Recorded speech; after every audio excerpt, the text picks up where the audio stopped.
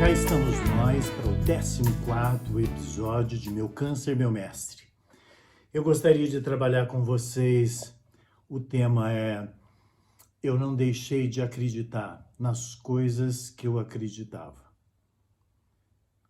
Quando a gente é acometido com uma doença como essa, a gente muda muito. Sem dúvida nenhuma, o sofrimento, a escassez, a proximidade com a morte, uma fragilidade que nos assola, transforma quem nós somos. Ela nos faz ficar mais atento às pessoas que estão à nossa volta e que nós amamos. Elas nos mostram, de fato, quem são os verdadeiros amigos, porque alguns desaparecem, outros se aproximam. Ela nos permite conhecer um lado da vida que a gente só conhece quando está enfermo, que é a dedicação extraordinária das pessoas da saúde. Ela nos permite olhar para o mundo e perceber quanta coisa superficial, supérflua, quantas coisas bobas são tratadas como urgências que precisam ser acolhidas, percebidas, dar atenção a coisas que não têm significado algum de fato, senão quando precisamos fazer uma manutenção da vida. E fazer uma manutenção da vida é você iniciar por dentro. Começar a fazer primeiro uma manutenção em quem você é. O que é que você pensa? O que é que você sente? Vocês sabem que aconteceu uma coisa comigo muito curiosa? Eu, durante anos, carreguei algumas culpas dentro de mim. Eu achava que algumas coisas eu era responsável por aquilo ser como estava acontecendo. E o câncer veio para me mostrar que não. Eu não carrego essa culpa, não é minha culpa. São circunstâncias que a própria vida se nos apresenta. Nós não nascemos sabendo nada. Tudo na vida é experimental. E quando você para de carregar algumas culpas, o que vai sobrando são as coisas boas que você tem, são as suas conquistas. E é curioso que quando carregamos culpas, a única coisa que a gente vê são culpas. As únicas coisas são erros. Se pedem para a gente falar a respeito da gente mesmo, a gente fica até sem graça e não fala. Ou se fala, encontramos uma lista de defeitos em nós.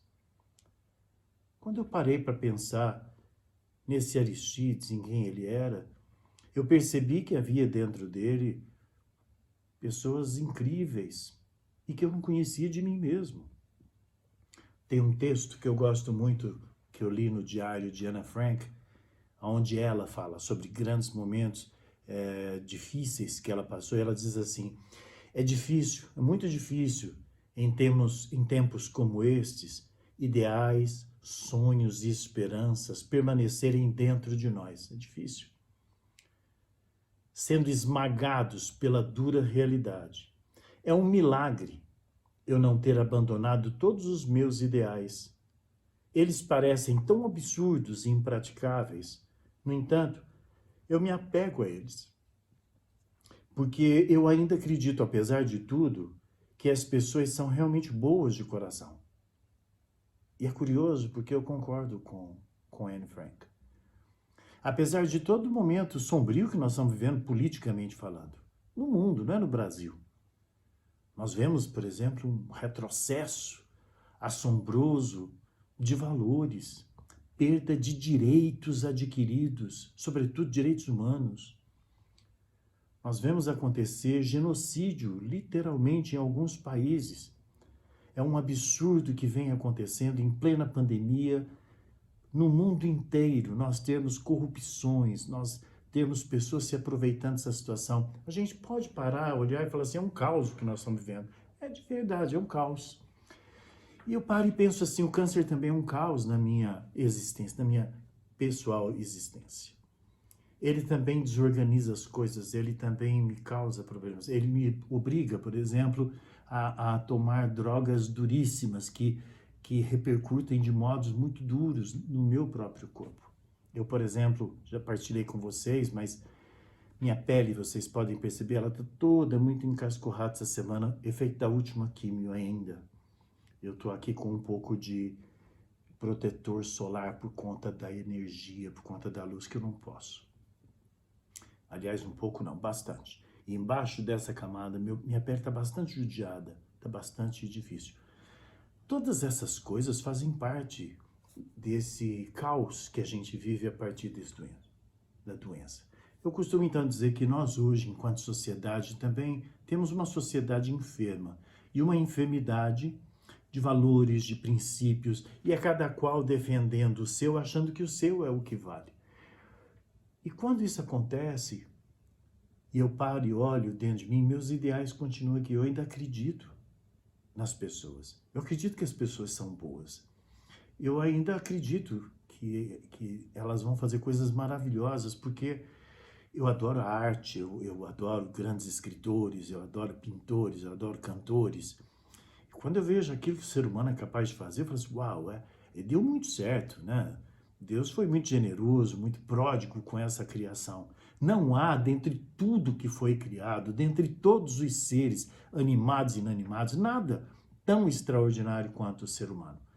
Para mim é o que há de mais bonito, de mais interessante, porque ele é extremamente complexo, extremamente simples. Ele é capaz de fazer coisas horríveis, mas também de fazer coisas extraordinárias. E depende só de que cada um de nós faça suas escolhas e opte. Eu quero ser o quê? Eu quero pensar o quê? Eu quero pensar como?